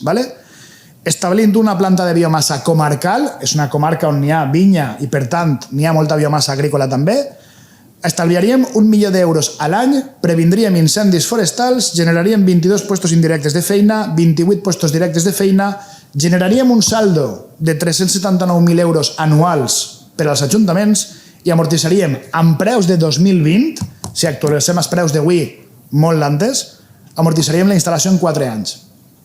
Això és el que nosaltres aportem. I de pas previndríem incendis forestals. Val? També hem aportat un informe col·laborant amb els ecologistes de Greenpeace. Aquest estiu ha hagut gent que li ha tirat la culpa dels incendis forestals als ecologistes. Hòstia, si los conejos no fuman, ¿por qué arden los bosques? Vull dir, és una qüestió de tindre molt poca vergonya. Miren, en 2018 Greenpeace ens va encomanar al meu equip i a mi un informe en el que ens preguntava, per això li he preguntat abans a Elsa Enríquez, per el tema de la modificació de la llei de Montes, l'estat de la planificació forestal a l'estat espanyol. El 80% dels municipis no tenia els seus plans fets. I el nostre territori no era una excepció. En l'any 2012 teníem 4 plans en Castelló, vull dir, teníem molt poquets plans fets a tot el territori valencià. Val? Actualment només ens en queden per fer 40. Vull dir, aquell informe va fer que la Fiscalia enviara una carta a tots els ajuntaments i es diguera que teniu que tindre aquesta planificació feta. Malditos ecologistes. Val? El Guardian és un projecte europeu, és un projecte que se va presentar des de València, competíem amb 184 candidatures i només se van donar diners a 6 projectes. Per a que vos feu una idea, quan donaren els premis, perquè això era tipus los Òscar, ixen els comissaris europeus que estan donant els premis, era Amsterdam, Barcelona, Sevilla, Manchester, París i Ribarroja o Túria. Val? Vull dir, podem aportar, posar-nos en el mapa d'una forma, d'una bona raó. I m'agradaria acabar amb unes imatges. Esta imatge que veuen ahir és un incendi que tinguérem al meu poble, a Carcaixent, en 2016. El foc va impactar contra una franja en la que portàvem anys treballant. Jo porto 20 anys en el sector i de tota la meva carrera professional me quede en l'abraç que me va pegar el president d'esta comunitat de propietaris. Perquè se va ficar a plorar i em va dir: heu ajudat a protegir les nostres cases. Heu ajudat a que no se'ns creme la casa. Això és el que nosaltres aportem. Ciència, tècnica, treball i coneixement.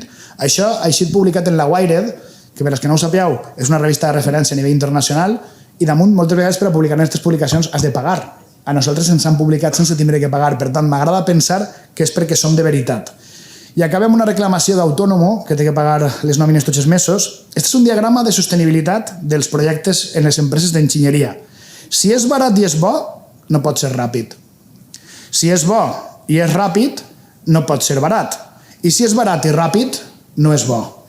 Per tant, ajudeu-nos a pagar... Jo tinc la mala costum de pagar-li a la meva gent tots els mesos. I com han estudiat, m'agrada pagar-los bé. M'agrada tindre gent motivada al meu equip i que treballen en condicions. Per tant, per favor, la qualitat, la dedicació i el temps, el que sabem, és vàlid. I sempre conto el xiste del mecànic, que va un tio al taller i diu: és que el cotxe no mou. I agarra el mecànic, alça el capó, pega una martella en un punt del motor, diu: vale, prova ara. Mou, i diu: a la primera, diu, quant és? Diu: són 60 euros. Diu: 60 euros? Però si només has pegat una martella. Diu: la martella és 1 euro. 59 era saber on tenia que pegar-la. Per tant, moltes vegades el coneixement és important i tenim coneixement, hem d'aplicar-lo i que tingui conseqüències sobre el territori. Com comenta cada dia a l'oficina, treballem dur cada dia i si no ho fem per nosaltres, fem-ho per ells. Moltes gràcies.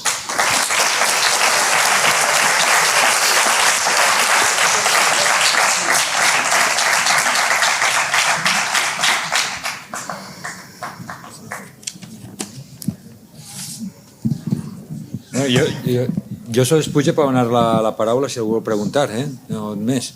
Enrique està ahí, vos donarà el micro, si teniu una pregunta.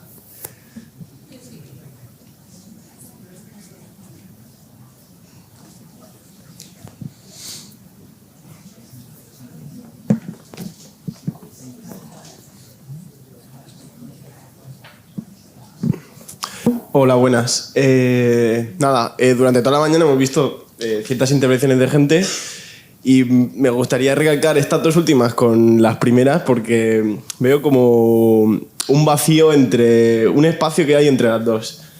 Nos han dicho que tenemos una conciencia que hay que dar, que siempre está, que lleva muchos años a la población.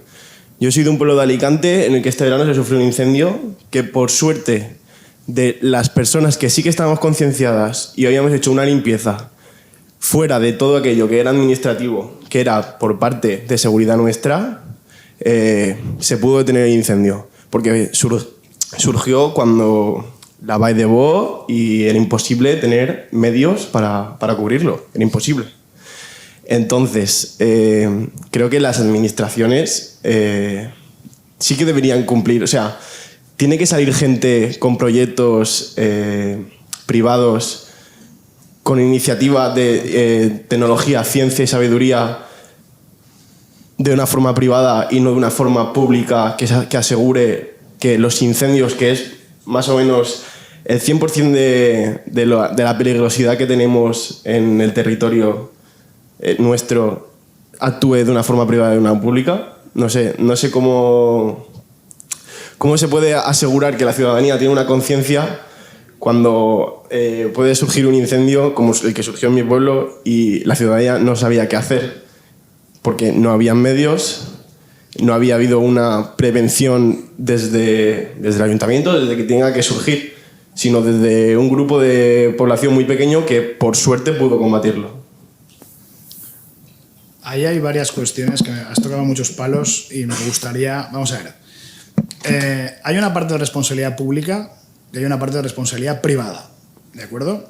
La parte de responsabilidad pública para mí acaba en la defensa del bien común, de los intereses públicos. De hecho, me acuerdo una vez en una charla formativa que nos contrató la Generalitat de la campaña Stop al Foc, en la que íbamos por las urbanizaciones y por los pueblos dando charlas de concienciación. Detectamos una cosa muy sencilla. ¿Quién va a esas charlas? ¿Quién ya está concienciado? ¿Quién ya tiene percepción del riesgo? El que no tiene percepción del riesgo no va a esas charlas. Con lo cual el reto está en llegar a los que no vienen. Pero bien, y una señora hizo una pregunta que yo todavía no le he encontrado una respuesta única y la que he encontrado a lo mejor no le gusta a mucha gente. Y me pregunto, ¿hasta qué punto es legítimo utilizar todos los recursos públicos para proteger bienes privados? En este caso ya se refería a una urbanización privada, especialmente cuando los dueños de esa urbanización no han hecho nada para protegerse a sí mismos. Y ahí entramos en una cuestión complicada desde el punto de vista legal, porque la Ley de Protección Civil tiene dos cosas que pueden parecer contradictorias. Primera, la omisión del deber de socorro. Ellos no pueden no ir. Ellos tienen que ir a proteger las casas y a la gente. Pero por otra parte también hay un deber, en la Ley de Protección Civil hay una ley, o sea, hay un artículo que dice que hay un deber de cautela y autoprotección. Y concretamente aquí, el PATFOR, el Plan de Acción Territorial Forestal de la Comunidad Valenciana, dice que en su artículo 32 que los dueños de las casas que están en zona de riesgo son los que tienen que pagar y que gestionar la franja perimetral, el entorno de su pueblo, de su casa, de su urbanización, no los recursos públicos. Entonces, hay espacio para una colaboración público-privada. Este proyecto que has visto, el Guardian, es una colaboración público-privada. Nosotros hemos cedido la patente. De hecho, para ese proyecto que acabáis de ver, mi microempresa, mi pequeña empresa, hemos invertido 400.000 euros a fondo perdido. Es decir, nosotros el 80% de los 5,5 millones de euros nos los ha dado la Comisión Europea. Pero el otro 20% lo hemos puesto nosotros, los socios del proyecto.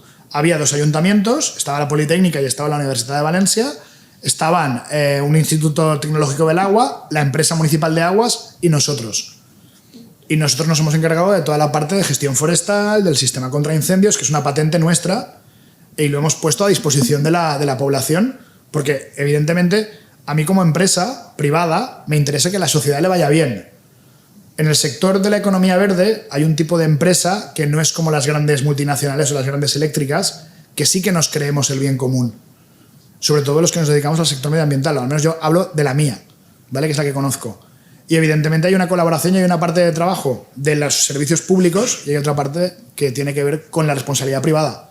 Y ahí también está nuestro trabajo. Ahora tenemos un reto, por ejemplo, que es implicar a esas grandes empresas que están entrando en el greenwashing, conseguir captar ese greenwashing y dotarlo de contenido. ¿Alguna pregunta más?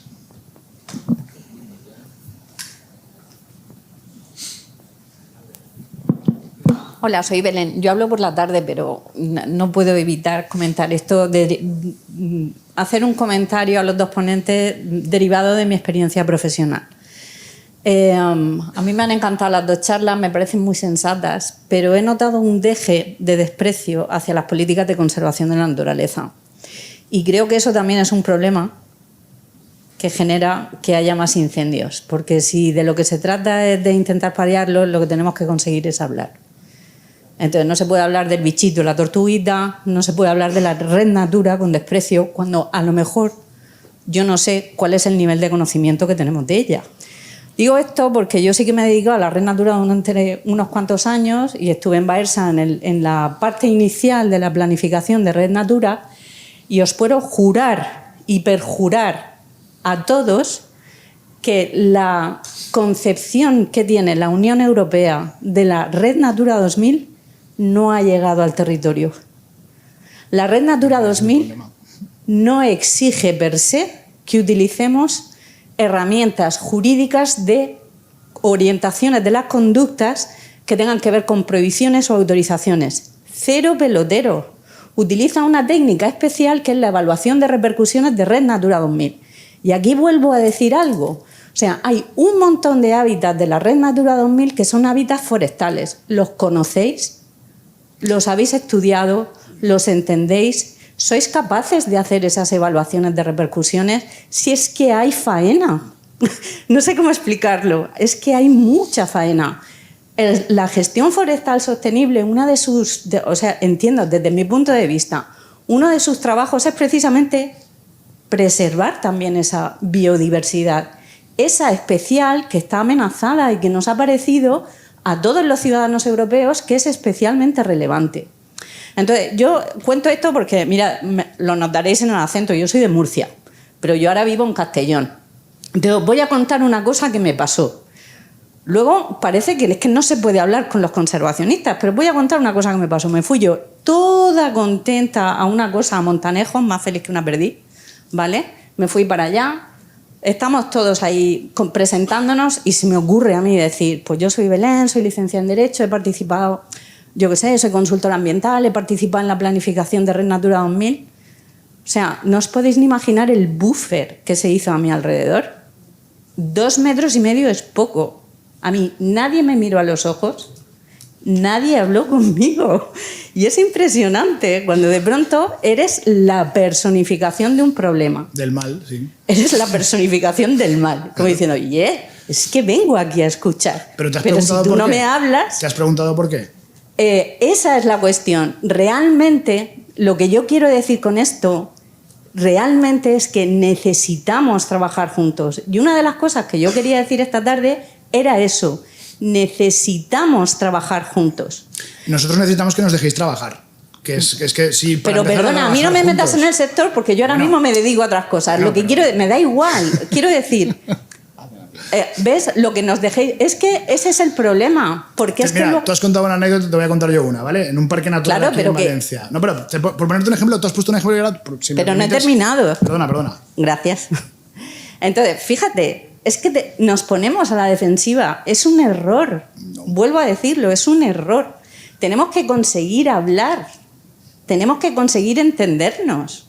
Es decir, un gestor forestal o incluso un bombero forestal, que desde luego admiro su trabajo elevado a la enésima potencia, o sea, incluso si estamos hablando de hacer quemas controladas, no podremos también mirar dónde hacerlas, no hacerlas con criterios de conservación de biodiversidad. Es más, es que a lo mejor te hace falta la quema para proteger el hábitat natural de interés prioritario con asterisco.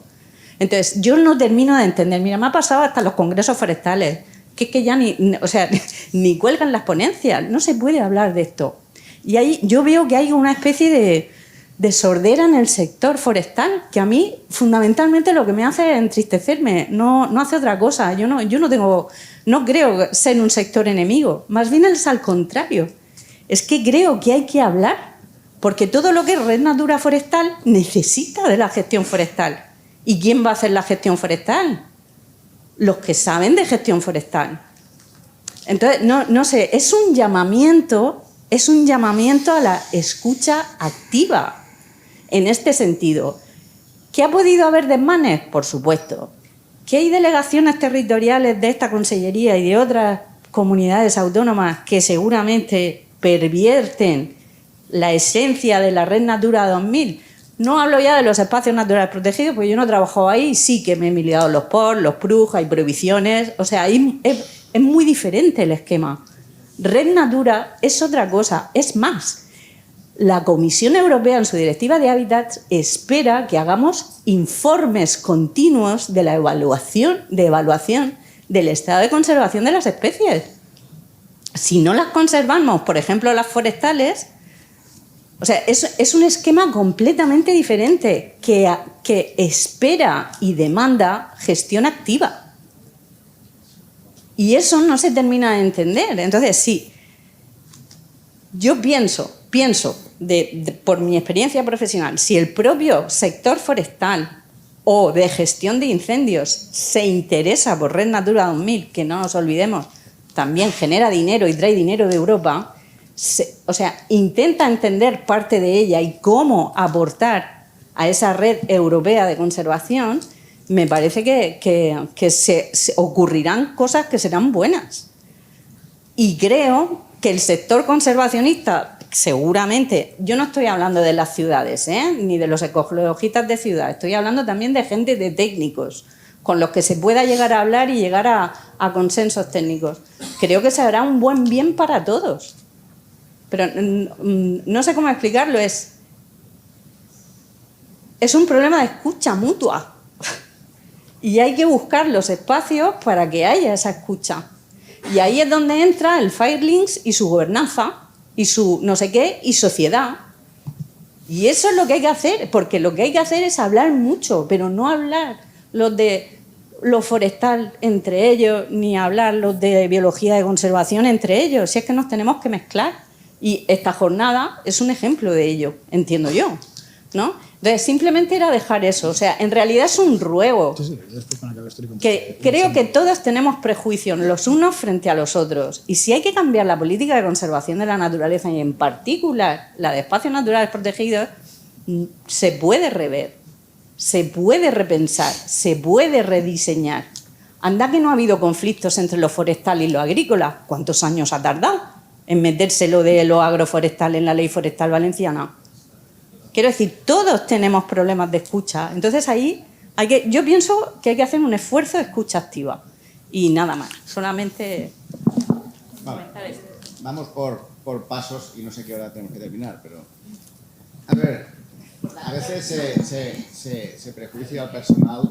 La Natura 2000 no la estamos criticando en per se, porque somos parte de fabricarlo.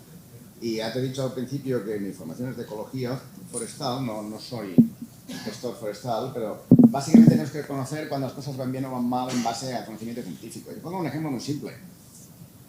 El águila perdicera en Cataluña es una especie de bandera de conservación. El águila perdicera no caza debajo de los pinos, para entendernos. Caza en los matorrales y los espacios abiertos. Que un macizo forestal se prohíba cualquier tipo de gestión activa forestal o de actividad agrícola para proteger el águila perdicera ha terminado en 48.000 hectáreas continuas de masa forestal, y de 14 nidos de águila perdicera tenemos 0. ¿De quién es? No, espérate. Te hemos escuchado, activo el tema. Entonces, ¿dónde está la culpa de eso? Hombre, pues está en el hecho de que no hay espacios abiertos para que el águila cace. Necesitamos 20 años para estudiar eso. A ver, no me negues el conocimiento de ecosistemas forestales que ya hay en el territorio, no solo en el mundo profesional forestal, sino también en el mundo rural, que son los que han creado en gran parte esos ecosistemas que estamos protegiendo, y me demandes tiempo. El diálogo es activo cuando hay respeto al conocimiento de las dos partes. Efectivamente. Y ese respeto al conocimiento de las dos partes es un poco lo que nos hace falta. El hecho de decir, mira, señor, en el Parque Natural Este del Pirineo tengo una especie de insecto que está protegida. Muy bien. Se os prohíbe la quema a los pastores. Escuche, ese insecto vive en los pastos, no en los matorrales, en los pastos. No lo tenemos claro. De momento que no se queme más. Bien, 18 años después no queda insecto. ¿Por qué? Porque todo es un matorral. Coño, Va al paisano, le prende fuego. Lo metemos de juicio al paisano. De repente, 3 años después, se ha recuperado toda la población del insecto en concreto. Y esto es tan difícil de reconocer ese conocimiento. Hace falta que el conocimiento lo adquiera una parte cuando ya está sobre el territorio. Entonces, lo que reclamamos es ese proceso de diálogo. El proceso de que no me pares el dinamismo de un ecosistema. No me vayas en contra de un conocimiento que está aceptado simplemente porque una parte no tiene ese conocimiento. Y no me impongas al mundo rural una gestión del territorio desde un mundo urbano. Y entonces no me lo responsabilices de ese cambio de biodiversidad en el proceso. Porque si yo voy ahora y le digo al mundo ambiental, este incendio lo vamos a dejar quemar. ¿Por qué? Porque necesito espacios abiertos para este ecosistema. ¡No! Ah, coño, pues lo apago. Sí. Y los espacios abiertos de la especie esta que en eso se basa preservar la diversidad, ¿dónde quedan? Eso no lo tenemos claro. Por ejemplo, en el Perelló, sur de Cataluña, había desaparecido la especie del azor, una ave rapaz que estaba ahí y que desaparece. Y desaparece el búho real y desaparece el búho chico. Hemos perdido todas las aves forestales que son rapaces. Bueno, empezamos un programa de quemas. Año 2000. Quemamos las 400 hectáreas bajo arbolado, lo cual creamos una estructura de bosque más abierto, pero sobre todo un bosque estructurado, adversado. De repente aparecen otra vez las especies a nidificar en el espacio. Hemos ganado biodiversidad otra vez. Cambiamos el director de responsable de protección del espacio. Hostia, hay estas especies aquí, no hagáis nada. Coño, no hagamos nada. Pero si es la gestión activa la que crea el ecosistema del cual dependen las especies, yo no lo tengo claro. Ya estamos. Uno que se levanta de la mesa. Entonces, aquí la crítica Natura 2000 es el hecho de que se impone una gestión del territorio negando un conocimiento y pidiendo tiempo para adquirir ese conocimiento. Pues no me da la gana que la ignorancia se imponga encima de un conocimiento. Diálogo quiere decir, yo te respeto, tú me respetas y llegamos a un punto de acuerdo. Y así vamos a caminar juntos. Diálogo no es, tú eres un cateto rural y yo soy un sabiendo urbano. Tú te callas, yo te diré lo que hay que hacer. No pasamos más por aquí. Y es más, ya sabemos y podemos responsabilizar a qué tipo de políticas, de qué tipo de impactos. Si yo le pego un tiro a un búho real, yo soy el que lo ha matado. Pero si tú prohíbes la gestión de un territorio, eres el responsable de la pérdida de diversidad de ese territorio por la pérdida de espacios abiertos. Y decir lo contrario es hacer demagogia. Y por aquí no pasamos. Y eso es el rintintín ese que puedes oír cuando hacemos nuestro discurso o cuando te vas a un mundo rural y este es el conservador y se te hace un buffer alrededor. El mismo buffer que se me hace a mí en Pedralbes cuando voy allí y digo, yo soy el bombero que va a dejar quemar estos bosques. Coño. El diálogo, lo compro, con respeto, siempre. Y hay que aceptar que Natura 2000 es una gran idea con los pies de fango. Y no podemos decir lo contrario, porque ha hecho mucho bien, pero también ha hecho mucho mal por ignorancia. Y en ese proceso es donde estamos. Y el debate abierto y sincero es donde vamos a crecer todos. Bueno, Perdona, un segundo, si me permites, Artemi. Mira, por complementar un poco lo que ha comentado Marc, que no puedo estar más de acuerdo, no voy a decir dónde, ni voy a entrar en el detalle, ¿vale? Pero en el momento una persona, un director conservador de un espacio natural, Red Natura 2000, tenga la capacidad de bloquear un proyecto, que la tiene, bueno, te puedo dar la documentación si quieres, aquí, no hay que irse muy lejos, aquí. Además, muy cerquita de aquí concretamente. En el momento un director conservador de un parque natural pueda emitir un informe diciendo que unos pájaros pueden chocar contra unas torres, contra incendios forestales que no están electrificadas y toda la historia, y provocar un bloqueo de un proyecto contra incendios forestales durante 5 años. 5 años, ¿vale? Hasta que al final, ¿sabes cuándo ha provocado? El proyecto de ir por este bordillo hacia aquí valía 140.000 euros menos, porque del bordillo hacia aquí es Red Natura 2000, pues ahora tiene que ir del bordillo hacia acá, con lo cual va a costar 140.000 euros más. Además, te puedo dar la documentación y te lo puedo acreditar de esto cuando esto llegue al juzgado, verás qué risa. Y es Red Natura 2000. Entonces, yo no sé la teoría, la Red Natura 2000, me la he leído, la estudié en ambientales, mi subdirectora es una bióloga, trabajamos un equipo multidisciplinar, con lo cual, además, con Marc le he hablado muchas veces, somos gente de tender puentes. pero no de aceptar los dogmas de fe.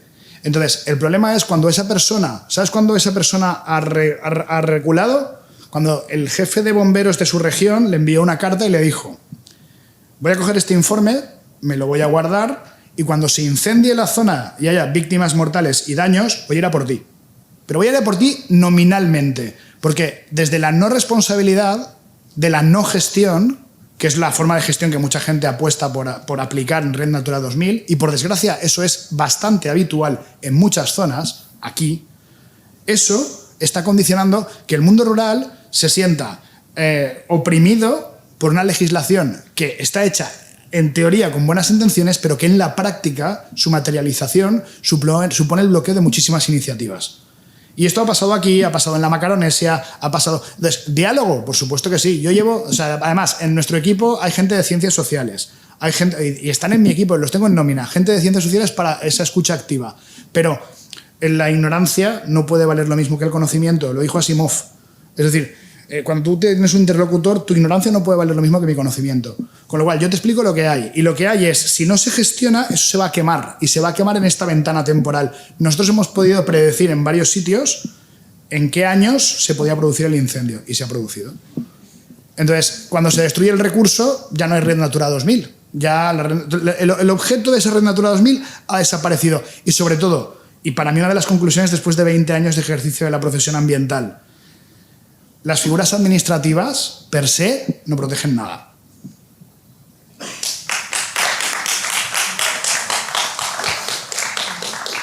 Bueno, en las reuniones estas... Yo solo quiero decir una cosa como licenciada de Derecho, que es como lo de la canción de a recoger cada cosa en su lugar. ¿Vale? Vuelvo a repetir. Yo he visto, basadas en Red Natura 2000, verdaderas aberraciones jurídicas y técnicas.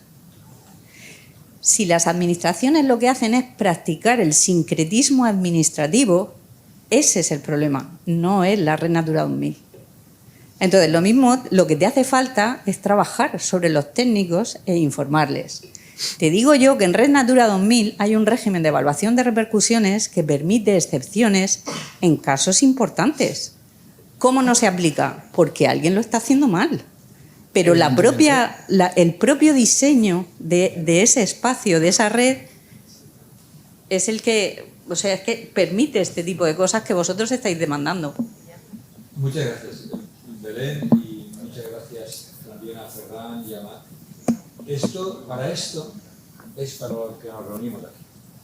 Entenderéis ahora cuando Saskia que hablaba de la Global Fire Partnership, ¿no? Que lleguemos a un acuerdo global, ¿no? Que nos reunamos, que escuchemos, que hablemos. Para eso estamos aquí. Y Belén después va a las 4, os convoco a todos porque Belén me toca espacios rurales como espacios de donación de y problemas. Es tu charla. Claro, lo digo porque todos vamos a tener una voz aquí, hoy y mañana en el campo. Así que nos vamos a comer, ¿eh? Si había una pregunta la dejamos para después, ¿eh? Un aplauso para todos, ¿eh?